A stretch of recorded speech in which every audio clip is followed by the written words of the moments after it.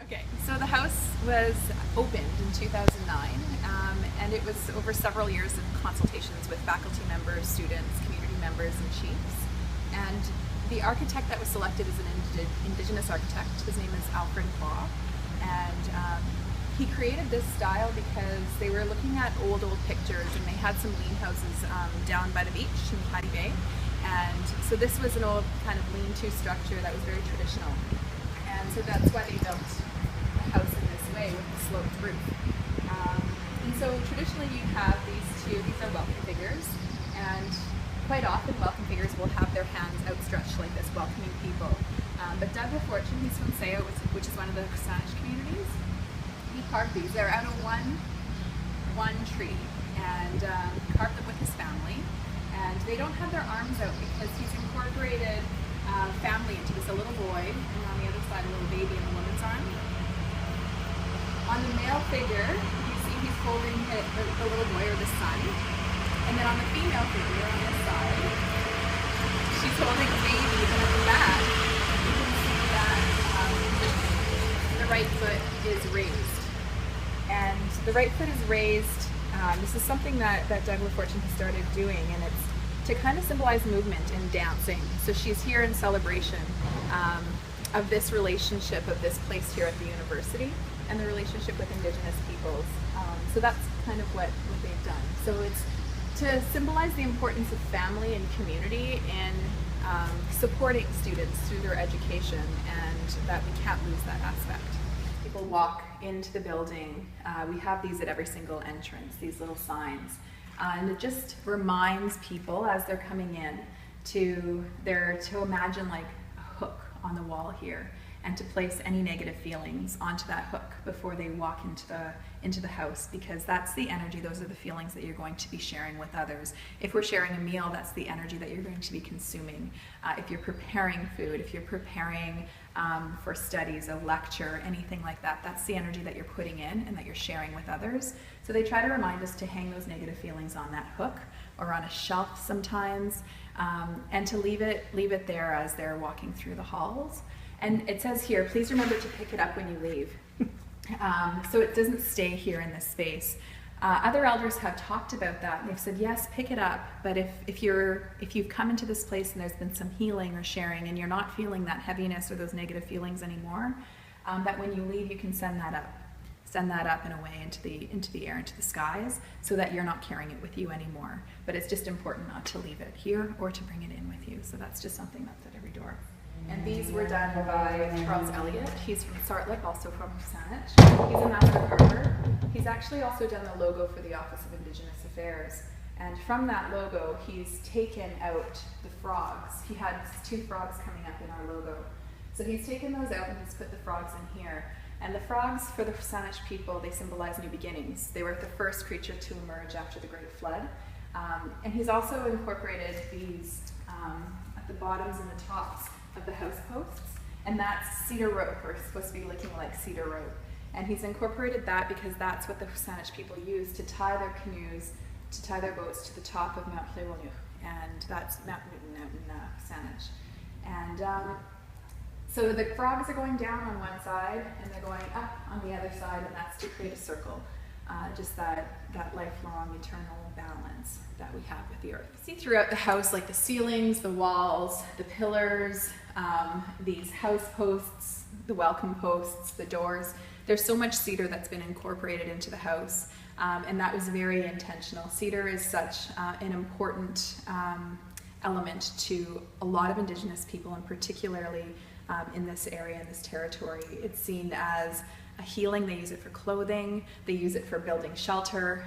It is definitely also used as a medicine.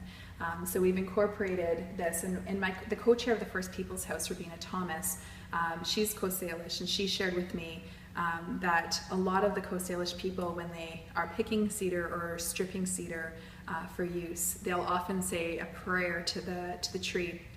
And the translation of the prayer that was shared with her was to ask the tree to take pity on us, because we're very pitiful beings, that we have to rely so much on nature to be able to survive. And without the cedar, without nature, we would never be able to make it. So please take pity on us. And it's just a very interesting concept nowadays that that's not really considered when we're tearing down trees and using them at our leisure. So it's just an important teaching to remember as we're moving forward in this colonial world. And they were done out of yellow cedar. He's Coast Salish. You'll see a lot of these are all Coast Salish people because we're on Coast Salish territory, specifically Lekwungen speaking people's territory. And here we have the thunderbird and the salmon.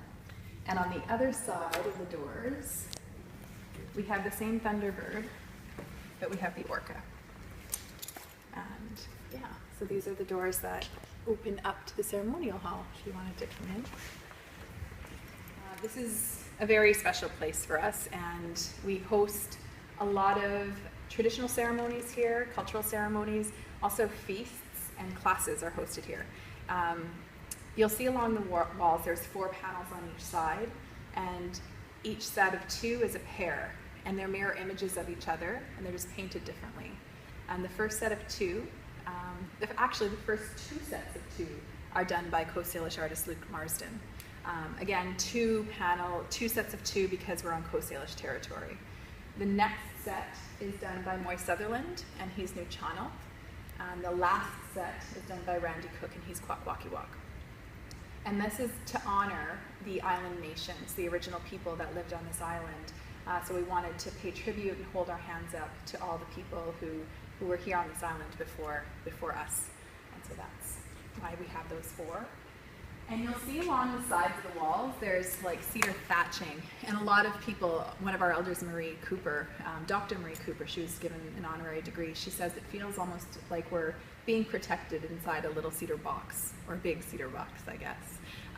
And other elders have told us that it reminds them of the thatching that they would put over top, because normally in a traditional longhouse, this part here, that is just like a skylight, is open. So the fire, the smoke can kind of go up.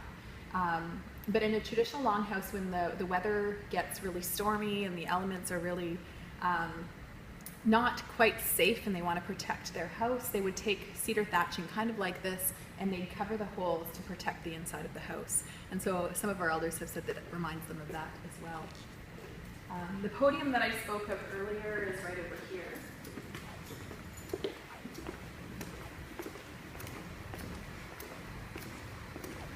And so on this podium, again, this was Charles Elliott. He's incorporated the cedar rope, and you'll see even on top here, he's put some cedar rope on the inside.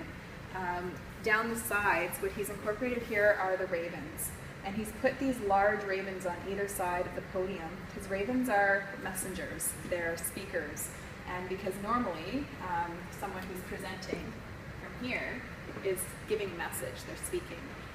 So he's incorporated those ravens into some of the other creatures or imagery that he has in the transformation pool that you can see. So it tied in Congress quite nicely. For our floor, we just have the 1 fire. In a traditional longhouse, there would be 2, but lack of space. We would normally at a traditional ceremony, there would be dancing and there's honoring and people stand on blankets.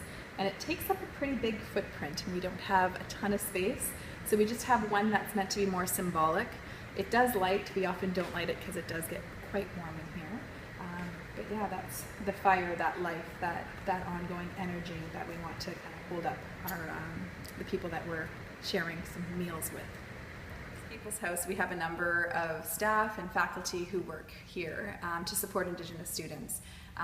And as we go through the halls, there's a number of different services that are available as well. The first one over there is the Elders Lounge, and throughout the year from Monday to Thursday we have elders in residence here, and we have 11 elders that make up Elders Voices, and they are here to support students. Some of them act as elders in residence, some are here to just guide the work that we do at the house, some want to be on committees to influence policy, some support us on interview panels and things like that.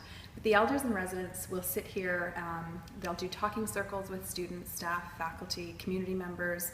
They're available as cultural guides for students, just an ear to listen.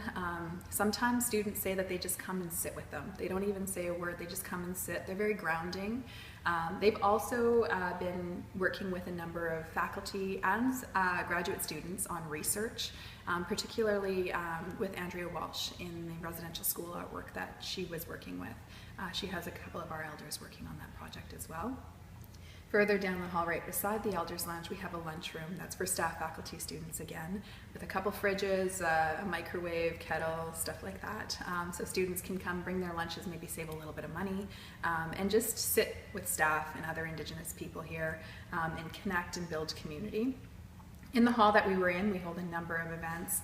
We have a group of students here through Lenongit. Lenongit is a Sinchothan word that means success after enduring many hardships, and it's meant to support the success of Indigenous students. And they have a program that's called Campus Cousins and Campus Connections. And so upper year students they work at creating social activities and events that are meant to just bring students together, and they often use the ceremonial hall to do that.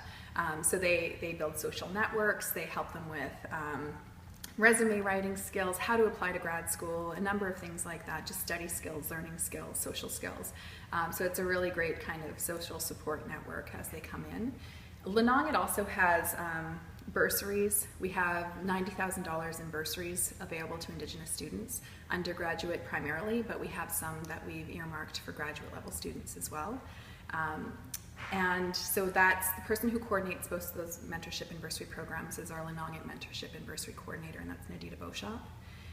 We also, on the Lenongit team, there are two co-teachers. One is the Lenongit academic coordinator, and the other one is the Lenongit experiential learning coordinator.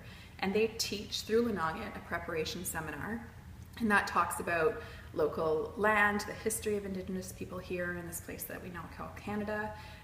It also talks about colonialism and the impact on Indigenous people today, building allies, protocols and working with community, Indigenous research ethics, and all of these things. It's meant to prepare students for the next step, which is either doing a community internship or a research apprenticeship.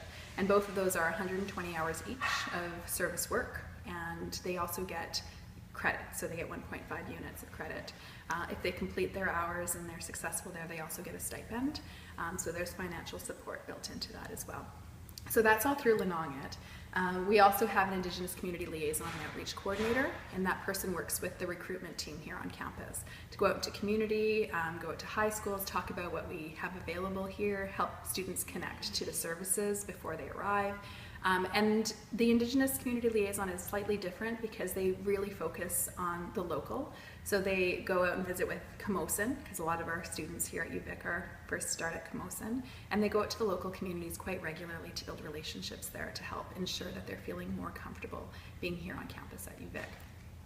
We also have a cultural protocol liaison, and she works very closely with our elders in coordinating programs that our elders do. We have sweats, we do a week of welcome that incorporates all of these people, Indigenous Week of Welcome, we have an Indigenous Week of Wellness, twice a year for both of those at the beginning of each term. And we have Community Kitchen, where we have an elder who works in our industrial kitchen, and she teaches students how to cook traditional foods, how to host big, huge feasts in community, as well as just how to prepare and serve healthy foods. So that's another program that we have, and we have what's called Creating Caring Community. And a lot of these programs just kind of fold into that umbrella of creating caring community. We have the Native Students Union office. They have an office here. The Native Students Union is just a group of students, Indigenous students on campus. They also have an office at the sub, and they have space here, a computer space. They've donated computers for our reading space here as well. They have a council, and they work quite closely with myself and the co-chair of the First Peoples House to talk about policy around the house, to talk about engaging students, and how to get them more involved here at the house and taking ownership for this place, because that's